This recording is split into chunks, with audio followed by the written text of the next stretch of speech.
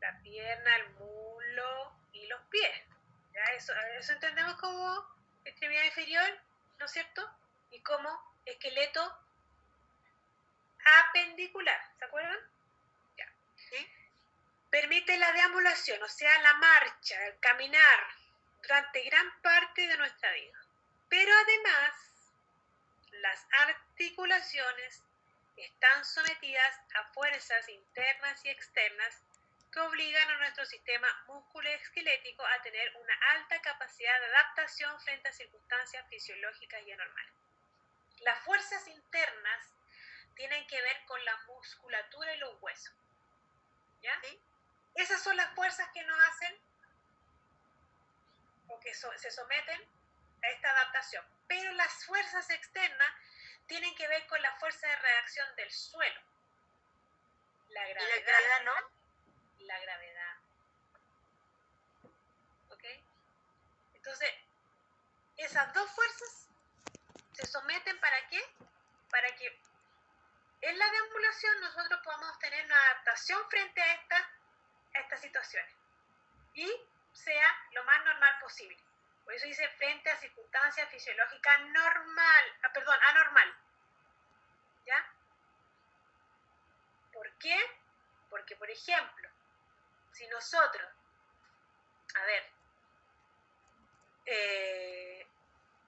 fisiológicamente el hombre está hecho para correr.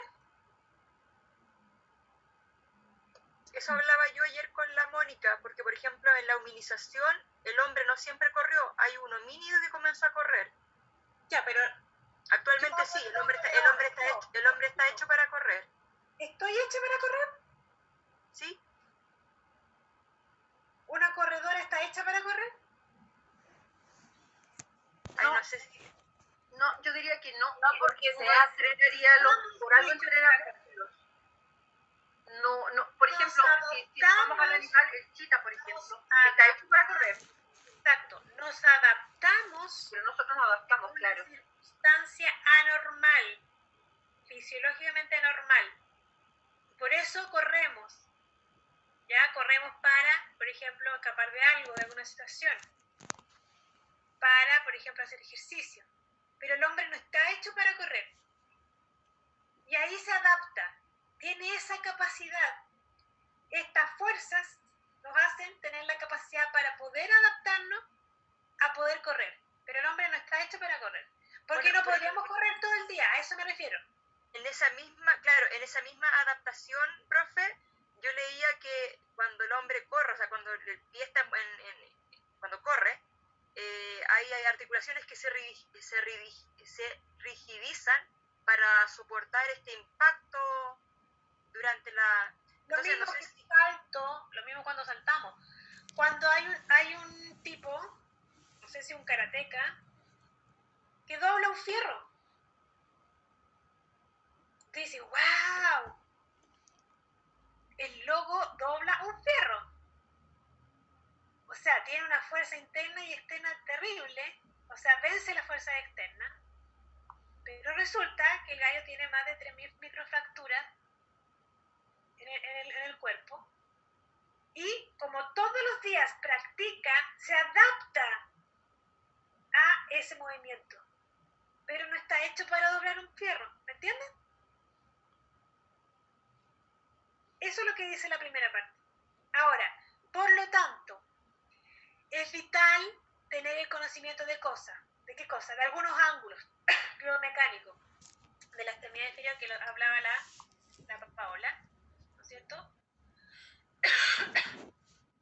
Porque de esa forma este trípode partal va a contribuir a que, ¿no es cierto?, la compresión de cómo se comporta nuestro cuerpo en sedante, bípedo, en el momento de ejecutar la marcha, ¿no es cierto?, vamos a tener resultados que pueden ser positivos o pueden ser negativos. Aquí dice, el resultado del estrés generado a nuestro cuerpo y tejidos superficiales, como el sistema tegumentario, frente a microtraumatismos debido a la deambulación, persiste durante las actividades desarrolladas en el ámbito laboral, familiar y social, y se hace imprescindible reconocer las diversas fases que componen el proceso de cicatrización, las cuales permitirán comprender y atender de forma integral la condición de nuestros pacientes. Porque, y por eso ahora tiene la relación la pregunta de que ustedes tienen que desarrollar, ¿no es cierto?, la fase de cicatrización inicial, porque justamente cuando hay una deformidad, como por ejemplo el pie cabo, se producen lesiones. Primero no llega y aparece un callo, o un heloma, o una hiperkeratosis. Primero, ¿qué es lo que ocurre? Una ampolla, un flictena.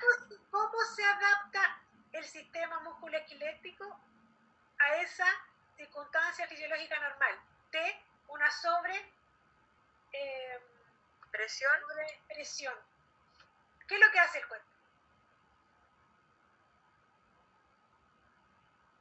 Primero se pone rojo.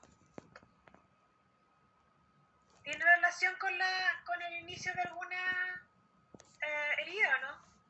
Claro. Sí, o la escara. Hay un estímulo externo. Claro. Después, ¿qué ocurre?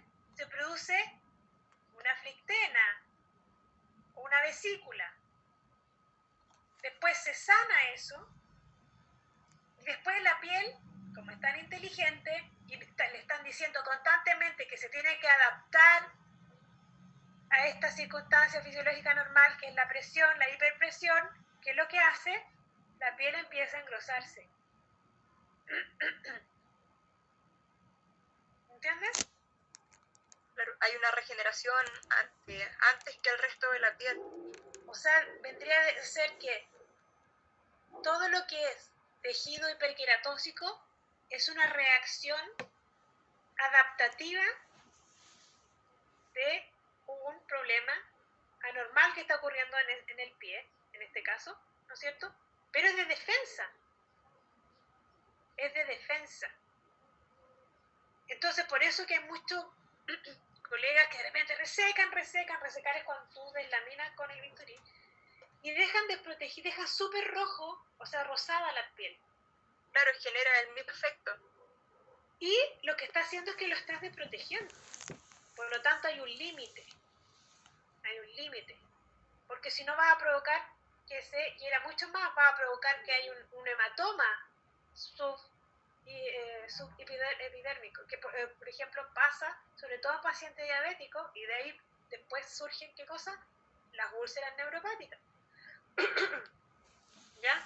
Entonces, por eso es importante ver la normalidad de un arco, ¿ya?, versus lo que es pie plano o pie cabo, porque van a ocurrir en estas anormalidades, van a ocurrir estos procesos, ¿no es cierto?, de lesiones que tienen un proceso de cicatrización. ¿Ok? Y ahora las preguntas. La pregunta de una dice, considerando lo anterior, responda a la siguiente pregunta. No es con otra cosa, es considerando lo que estuvimos hablando recién. ¿Qué diferencias existen en las articulaciones que participan en el movimiento y las que contribuyen a la adaptación durante la marcha?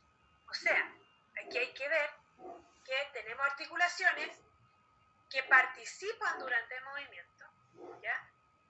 Y hay que definir cuáles de ellas contribuyen a esa adaptación durante la marcha. Por ejemplo, en la marcha, veamos el ciclo de la marcha.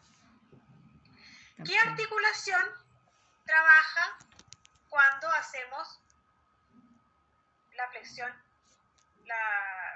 dorsal? ¿Qué flexión está trabajando? La articulación de tobillo, ¿no es cierto? Sí. Ya, ahí estoy nombrando una articulación que participa en ese movimiento. ¿Y cuáles otras contribuyen durante ese movimiento a que se adapte el pie? Articulación de rodilla y de cadera. ¿Se acuerdan cuando les mostré el cuadrito? ¿Ves? No es solamente la participación de la articulación de tobillo. Viene algo más anterior igual, que ayuda a que esa articulación pueda realizar el movimiento. ¿Ok? Claro, Y después, profe, ahí están identificadas las articulaciones, pero nos preguntan por diferencias, y ese es el símil que no, porque la diferencia entre las que participan en el sí, porque movimiento... una articulación ayuda, participa en el movimiento, pero esto que estás, por ejemplo, el tobillo, por decirles, para no confundir, si el tobillo está haciendo una flexión, ¿qué es lo que pasa en la rodilla? ¿Cuál es la diferencia? No está haciendo una flexión la rodilla. ¿Qué es lo que está haciendo? Está extendiendo. Esa es la diferencia que ocurre. ¿Entiendes? Pero juntas, con esas diferencias, van a provocar el movimiento ¿de qué? Del apoyo del talón. ¿Les quedó más claro? Sí, es tan obvio que no pensé que era eso. Pensé que se refería a otra cosa. Yo lo veo así. Lo que pasa es que lo que ocurre en un momento, en un movimiento, claro, hay muchos movimientos, muchas articulaciones que funcionan, pero cada articulación, y por eso es importante aprenderse las articulaciones y qué movimiento hacen, porque en un momento dado, cuando uno hace una flexión, otra articulación está haciendo otro movimiento para que se produzca esa flexión. Y ahí entra lo del músculo agonista y antagonista. ¿Me entienden? Está todo relacionado. Pero aquí le están pidiendo solamente las articulaciones que participan en el movimiento. Y en el movimiento de la marcha, de la deambulación. Y yo ya les di esa tabla. Entonces, cosa de desarrollar mejor si la pregunta. ¿Ok? Y después hay otra pregunta que dice, ¿cómo se genera la fase inflamatoria y la cicatrización? Y mencione la relación que existe con los 5 signos cardinales de la inflamación. ¿Qué era la tumefacción? ¿Cuál es la relación? Acuérdense, cómo se inicia una herida, pero teniendo en cuenta lo que les acabo de decir, el ejemplo de la hiperkeratosis, con estos puntos de presión. ¿Cómo ocurre? ¿Qué se genera en la fase inflamatoria? Pueden ponerlo, explicarlo así, con un ejemplo, ¿ya? Con un ejemplo de una patología dada, no solamente con hiperkeratosis, no sé, puede ser con una talalgia. ¿Me entienden? La idea es asociar esos conceptos. ¿Qué es lo que ocurre con este problema que tenemos, ¿no es cierto? Con estas deformidades, incluso, vemos en un pie plano, ¿qué ocurre en la fase inflamatoria? ¿Qué ocurre cuando hay una sobrepresión en una superficie de la planta del pie? Cuando hay un roce, por ejemplo, en los elomas dorsales. Cuando hay roce interdigitalmente, comienza a estar las zonas siempre rojas, así empieza la fase inflamatoria, es roja, después produce una lesión, ¿no es cierto? Que puede ser, por lo general son vesículas, cuando siempre es fricción o lesión excesiva, entre huesos siempre se provoca eso. Empieza eritematoso, hay dolor, ¿no es cierto? Y también se provoca después alguna lesión que después determina o se desarrolla, mejor dicho, en un eloma, por ejemplo, interdigital. ¿Ok? Se puede determinar un ejemplo, por ejemplo, mi profesora, repitiendo palabra, por ejemplo, cuando hay un hematoma subungual, los hematomas subunguales, ¿qué ocurre ahí? También hay un problema, ¿no es cierto?, de una sobrepresión que puede ser incluso por el cansado, no necesariamente haciendo una actividad física. Sí, microtraumatismo.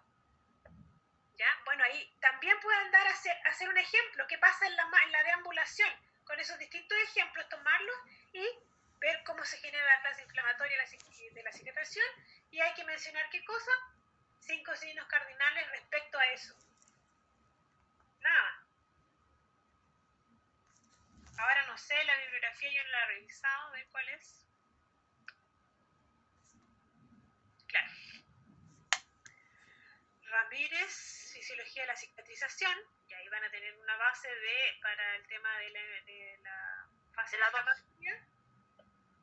Viladot, que siempre habla de anatomía funcional y biomecánica del tobillo y pie. Y Miralles, que habla de la biomecánica clínica del aparato locomotor. Recuerden siempre estos formatos que les piden, el tipo, usar norma APA, así es la norma APA, autor, coma, A, punto, entre paréntesis el año, después el nombre del libro, puede ser edición o número de páginas, o puede ser también dónde fue editado, más dónde se extrajo esta información. Y usted cuando cite, que es distinto a tener la referencia bibliográfica, cuando uno cita, también uno puede poner Gerardo Ramírez indica, y hay que poner entre medio, ¿no es cierto? 1998, por ejemplo, indica que la evaluación biomecánica se hace a través de test, por ejemplo, el test de Young. Siempre cuando se cita en el documento. A eso se refiere citas bibliográficas. Y cuando uno habla de referencia bibliográfica es cuando uno tiene que poner la bibliografía, pero tiene que estar bien hecha. Cuando es sitio web, hay una forma. Tú tienes que poner primero cómo es el nombre del sitio web, de la página, el año, cuándo la visitaste, y después pones el www.ixe.cl.